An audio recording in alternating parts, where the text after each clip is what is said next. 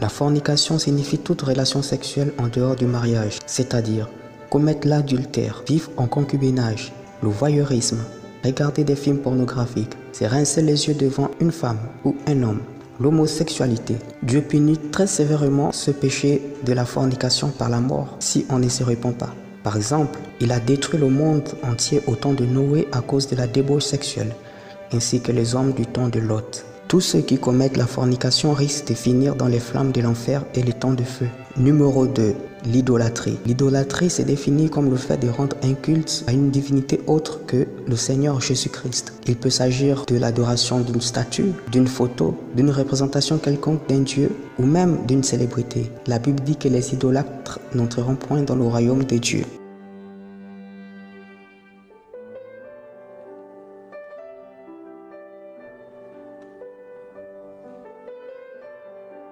Numéro 3. La rancune ou le non-pardon. La rancune, c'est vouloir rendre le mal par le mal qu'on vous a fait. Quelqu'un de rancunier ne sait pas pardonner et à cause de ça, Dieu ne peut pas aussi pardonner ses péchés. Jésus a dit, si vous ne pardonnez pas aux hommes leurs offenses, Dieu aussi ne vous pardonnera pas vos offenses. Et en conséquence, un rancunier n'entrera pas au paradis. Numéro 4. Le mensonge. Le mensonge est l'un des premiers péchés qui a existé après la création du monde. C'est grâce au mensonge que le diable a pu entraîner le tiers des anges avec lui dans la rébellion et pousser Adam et Ève dans le péché. Jésus a dit que le diable est le père du mensonge. Et donc, ceux qui pratiquent le mensonge ont pour père Satan.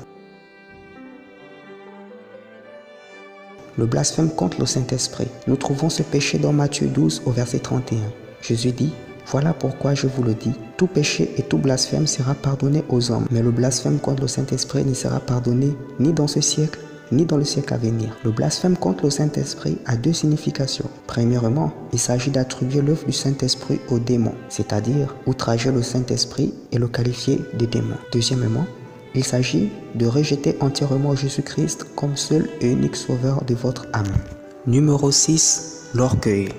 L'orgueil est le premier péché qui anima le diable dans la rébellion. C'est un péché qui va vous pousser à toujours vouloir vous placer au-dessus des autres. L'orgueil est un péché qui vous rendra hautain, imbu de vous-même. La Bible dit que Dieu résiste aux orgueilleux, mais il fait grâce aux humbles.